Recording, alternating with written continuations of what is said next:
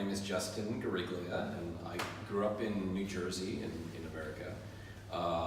And when I had my first opportunity to come over to Europe and study art history, I jumped at the opportunity and I went to Venice and studied Venetian art history and Italian literature and high Renaissance architecture in Venice. And then from there, I had an opportunity to go to China, and I went to Beijing and began studying Chinese, Mandarin, and Chinese culture, Chinese history. And when I got over there, I realized that there was a whole different world that was essentially evolving and transforming the planet that was in Asia that we got to see on a daily basis. And only later did I learn about this term called the Anthropocene. So the Anthropocene essentially is the new geological epoch that we live in today. It's a new geological period of time.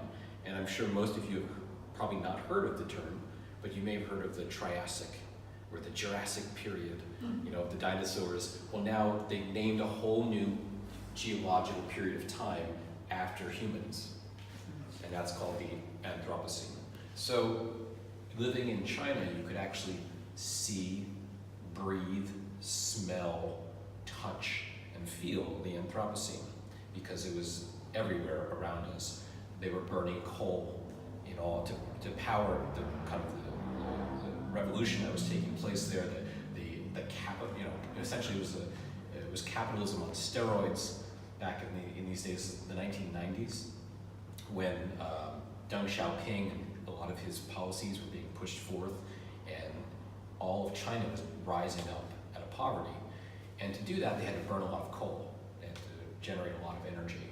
So you go out in the wintertime and you would be breathing normally on a winter day, and within a few minutes, there would be black particles of carbon that would be coming out of your nose that were just suspended in the air that you would be breathing in. So you start to realize, oh, well, something's wrong with the air here, you know, and then you see the water, and the waterways were often very polluted. And so you got a sense that there was something else happening there that you didn't see. I didn't see growing up where I grew up in America. And so that's kind of led me down this pathway towards wanting to really focus on how humans are impacting and changing the planet. I spent the next 15 years working for National Geographic magazines and also for Geo and Stern and Spiegel and the New York Times and a lot of different publications. And my focus was on essentially on how the process of how Asia was transforming and going through this massive revolution. So how all society was changing, culture was changing at the hands of all these economic reforms that were taking place. So that kind of is the backstory for kind of how I got to where I am today. I became fascinated by what I was seeing, experiencing, and from there I wanted to learn more about how humans were impacting and changing the planet. And I thought it was much more interesting to look at what the drivers were of what we consider today the most accessible part of all this, which is called climate change or global warming. So you have this thing, global warming, which is actually very downstream from the real problems. It's like kind of the end result of all these other more important things that are happening. So I started really exploring different elements of the drivers of climate change, what was driving all these issues that we were seeing and experiencing and facing. And that's what brought me to a lot of the works that you see here. So I mean, I can just start going right into the works, or do you want to ask me any questions about that? Hello. Yeah, I think global warming, is it real, is it not real? How can you, in a couple of words, tell the things apart, you know, between the believers and the non-believers? Yeah. I think you have some metrics and some data which is very clear. So here's the thing, there are no non-believers. There are people, so I'm just going to speak from an American point of view. In America, there are no non-believers in climate change. There really aren't. This is a misnomer. There are people that are paid, there are politicians that are paid to disseminate false information and tell people that there is no such thing as climate change. They do not believe that. They are paid to say that. And then you have the sheep that follow these herds. And so there's nobody really who really genuinely believes climate change is not happening. Because to do that, you have to be a scientist. You cannot sit here and tell somebody climate change is not happening. You have a right to your own truth, but you don't have a right to reality, right? And the reality is that you cannot understand what's happening outside until you go to the scientists who are studying these things, who have devoted their entire lives to studying and understanding what's actually happening to the planet. So you have to go and talk to them, and 99.9% of all of them, and the only ones who are not saying climate change is not happening are the ones that are being paid by the fossil fuel companies to say that. So suddenly, I'm putting on my activistic kind of hat there. And then I think today, what are the metrics? I mean, you say the CO2 is at 410 ppm, which is the level we had 60 million years ago when water levels would be 100 feet high. Yeah. So the reason why we are not seeing it today is because it goes so fast. It takes a long time for the ice to melt. So so we're at 410 parts per million of carbon dioxide in the atmosphere today. And the last time we had that much CO2 in the air, the sea levels all around the world were 60 to 100 feet higher than they are today. So the only reason they're not that high right now is because it takes time for all the ice to melt. But all the ice it's in the process of melting right now. Why we stand here today and we talk and we go out and we go shopping and all this stuff's happening in the background. So one of the things that I'm fascinated by are timescales. I'm fascinated by the fact that all around us there's multiple scales. There's things that are operating on many different levels, many different time scales. So this is one of the things that I spent a lot of time reading a lot of different philosophers that focus on these things. So one of the terms is by a philosopher named Timothy Morton, who coined the term hyperobject.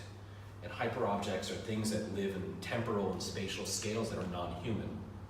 And this is really interesting, a very fascinating thing, because we're humans, so we think of everything as from a human standpoint.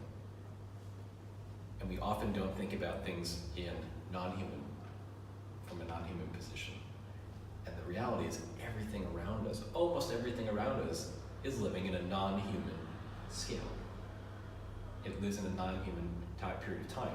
So, for instance, the polystyrene panels that we use here, that I use in these works, they live on a whole different temporal scale. We will all be dead, long dead, and that will still be around. Now the glaciers, that ice, the oldest ice in Greenland is 110,000 years old.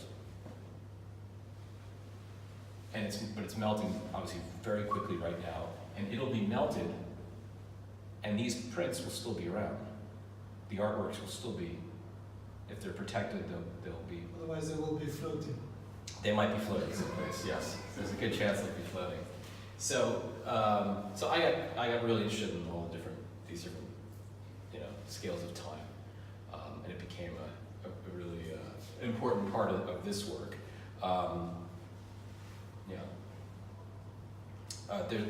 So with this body of work, what I like to say is that there's two important drivers behind this body of work.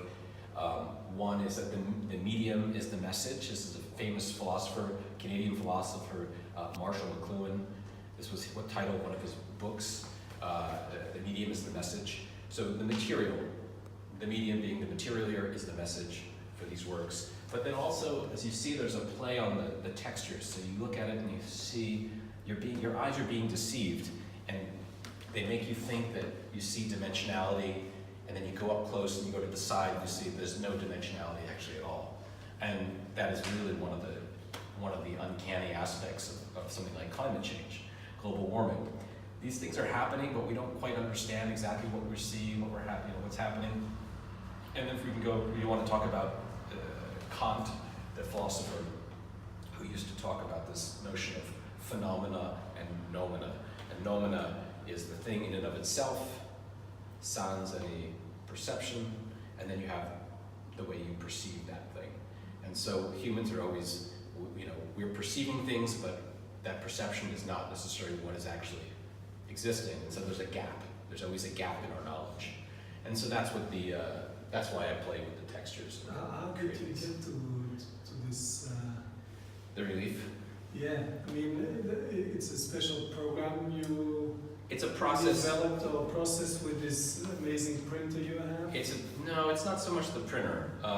It's a bunch of different steps. I printed them on paper, and I just wasn't happy with the message wasn't there. The idea wasn't there. The concept wasn't there. They were nice pictures, but they didn't have so they needed a different material, and they needed to have some other type of depth and dimension that went beyond the actual physicality of the work. So, yeah. What next? Yeah, then I think the other body of work, which is relating to agriculture, mining, is on a totally different medium. Yeah. Well, so some of the main driver of global warming is, as you probably all know, is essentially consumption. And when we consume things, we have to use a lot of energy to either make what we're consuming or and the actual process of consuming. Or for instance, you want to drive to the store to go purchase something or buy something, you're burning fossil fuels, all along. And so these works deal with agriculture in the landscape and how humans are impacting the landscape through agriculture and also through mining and the extraction of resources and materials. And that consumption of all those materials is what contributes to essentially what we're seeing today in terms of the planet warming up. I'll give you one other fact, scientific fact. In one of the most recent issues of Nature, which is one of the most important journals, scientific journals, the scientists are saying that there is a 93% chance that we are going, the planet will be rising, the temperature of the planet will be rising up to 5 degrees, an additional 5 degrees Celsius by the end of 2100, so by the end of this century. So 5 degrees Celsius is catastrophic for life on Earth. It's catastrophic. It'll mean the collapse, essentially the collapse of pretty much almost all ecological systems.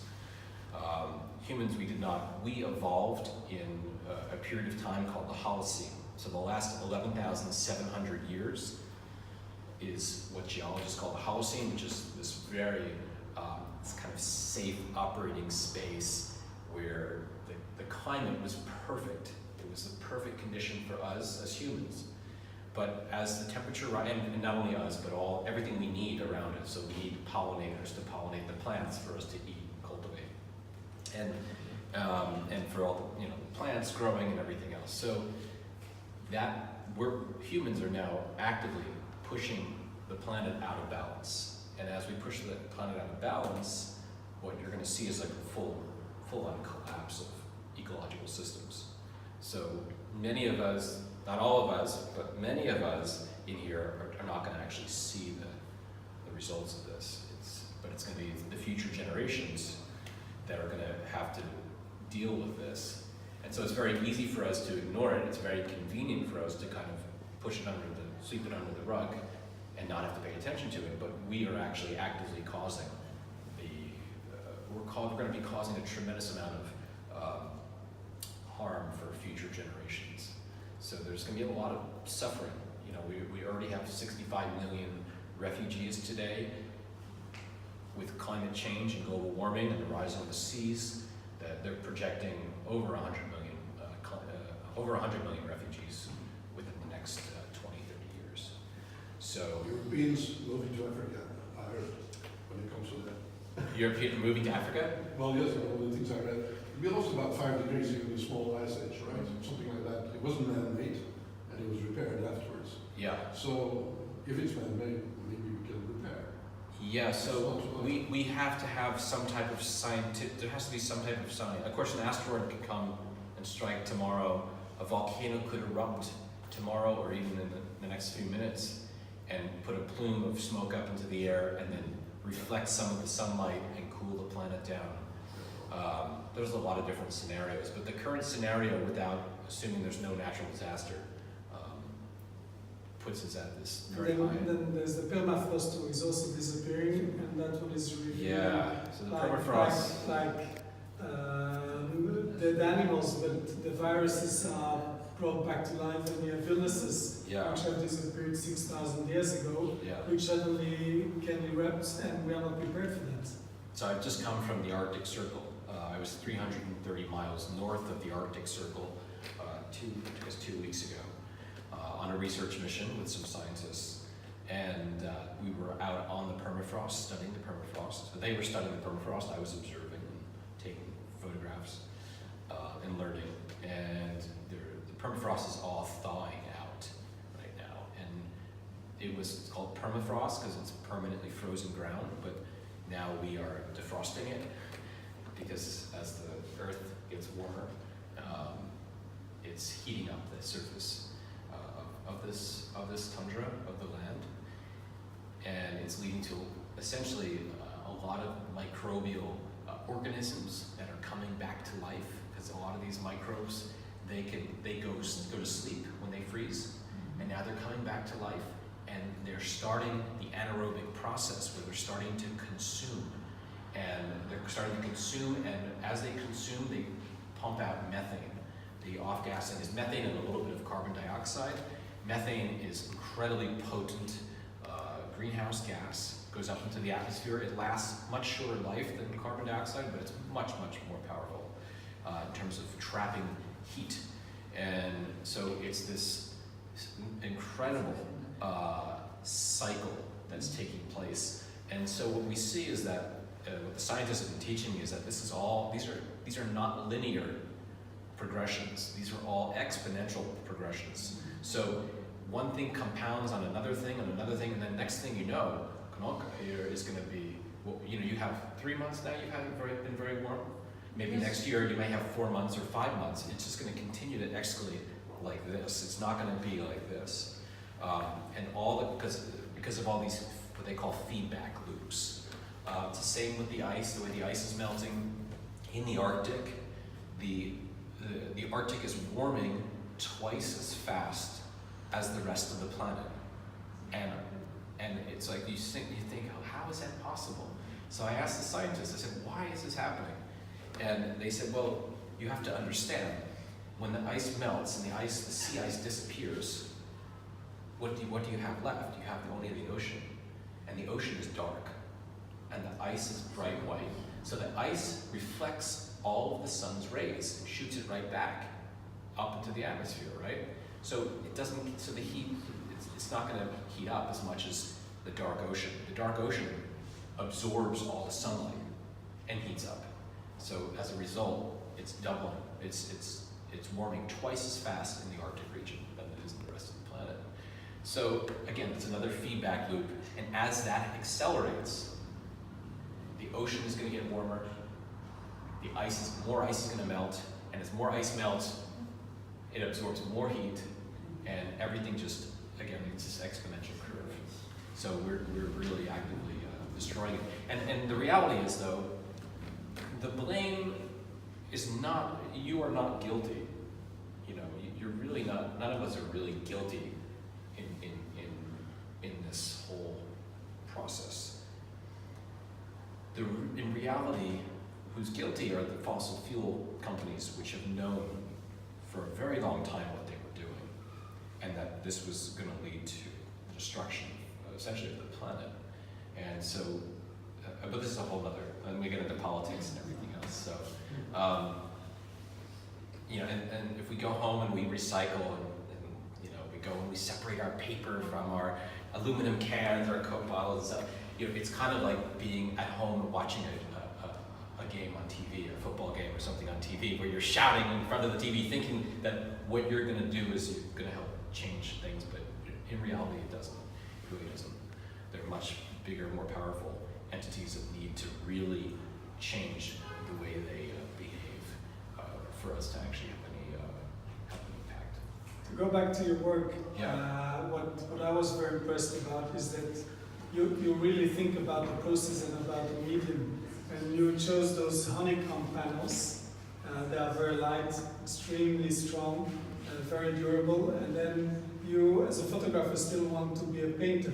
Like you use linen to cover the panel. Yeah. And then you go into the gesso process, which is a very tiring process to get it extremely smooth. And then you will add, if it's a gold mine, maybe gold leaf or palladium or pewter on top of it. And then you will use this printer, which you developed and print finally the photo on the work. I mean, I think it's pretty impressive, the process you go through to make it something. It's a labor of love. No, but I mean, it's a lot of studying you have been doing to get to this point. I want the work to last a long time. I want it to have a certain aesthetic that resonates for me, and I don't want it to fall apart, you know. So the process is the process. It's just I like to make things with my hands. So everything's handmade in the studio. So. Thank you. Any questions?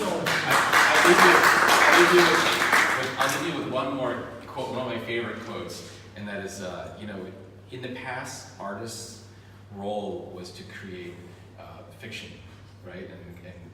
And today we live in a world of fictions. So artists' role today is really to create reality, and so that's very much what my work is about, trying to help present reality, another way to see and understand reality, have access to reality. So, anyway, thank you for coming. Thank you.